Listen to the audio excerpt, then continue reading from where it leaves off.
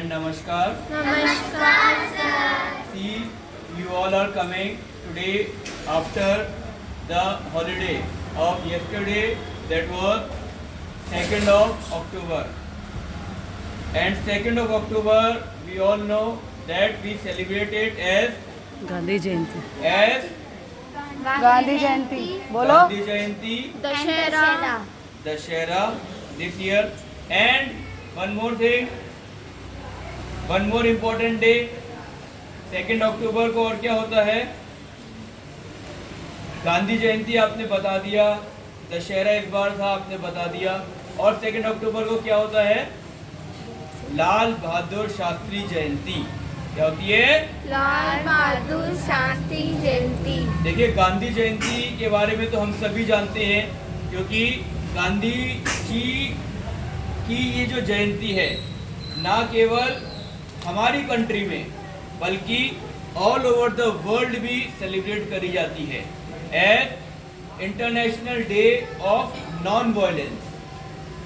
गांधी जयंती की इतनी महत्वता है, इतनी इम्पोर्टेंस है हमारी कंट्री में। तो देखिए, गांधी जी की अगर मैं बात करूं आप सभी को, हम सभी जानते हैं उनका जन्म 2 अक्टूबर 1869 को पोरबंदर गुजरात के अंदर हुआ था।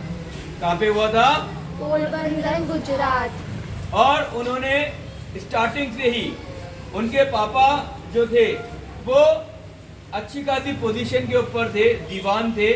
उन्होंने पढ़ाई भी संघर्षों में रहते हुए आगे जाकर करी। इंग्लैंड भी गए वो वकालत की पढ़ाई करने के लिए, फिर वो वापस भी आए और वो आज़ादी के लड़ाई के अंदर जी जान से वो कूद गए थे। और उनकी वजह से ही मुख्यतः रूप से हम सभी को आज़ादी मिली थी।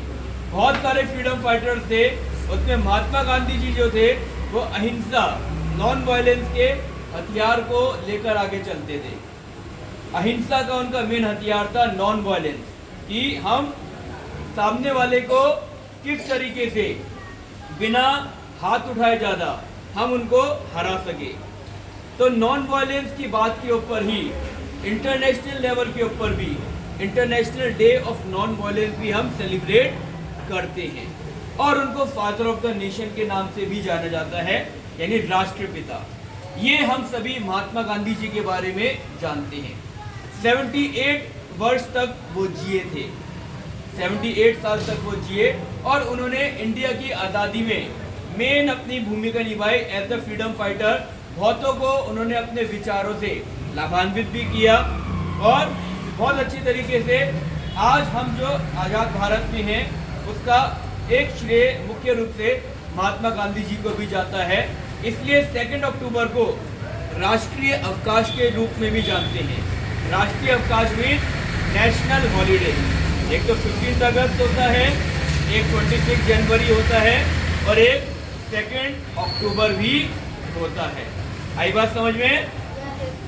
लेकिन इन्हीं के साथ साथ में हमें 2 अक्टूबर को लाल बहादुर शास्त्री जयंती के रूप में भी जानना चाहिए, जो कई बच्चे नहीं जानते हैं। ये भी बहुत इम्पोर्टेंट हमारे लिए दिन है।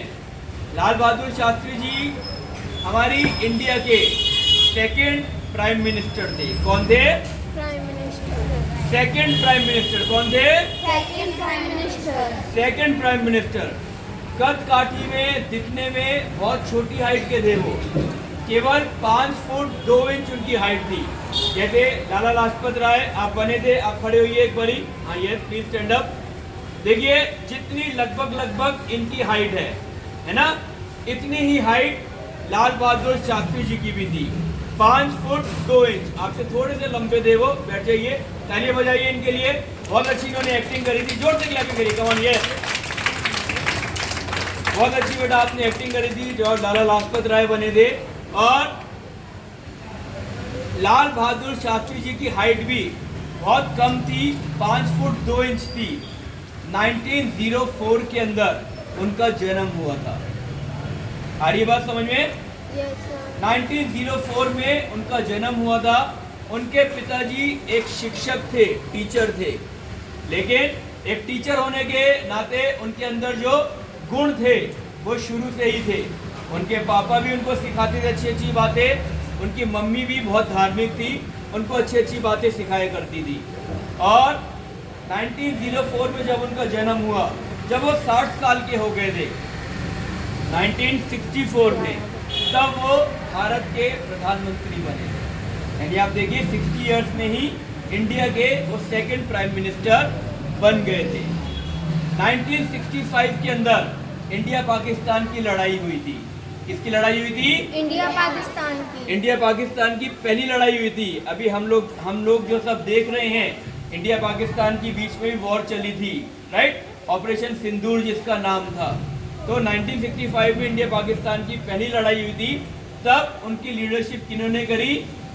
लाल बहादुर शास्त्री जी ने ही करी।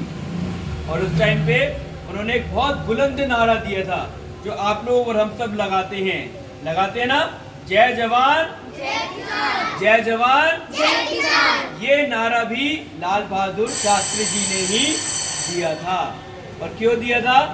जय जवान, अपने जवानों को सशक्त करने के लिए, एम्पावर करने के लिए, कि जितने भी जवान होते हैं, आर्मी ऑफिसर्स होते हैं, उनका मनोबल बढ़ाने के लिए जय जवान, और साथ में जय किसान। किसान, जो अन्नदाता होते हैं हमारे, उनका भी मनोबल बढ़ाने के लिए जय किसान का नारा उन्होंने दिया था। तो 1965 के अंदर इंडिया पाकिस्तान की लड़ाई हुई थी, जिसमें इंडिया जीत गई थी। और 1966 के अंदर एक ताशकंद समझौता हुआ था। जो हिस्ट्री के स्टूडेंट हैं वो इस बात को पढ़ेंगे, जानेंगे, राइट। ट्रीटी ऑफ ताशकंद हुई थी, तो वो उन्होंने साइन करी थी। उसके बाद में ही 1966 में ही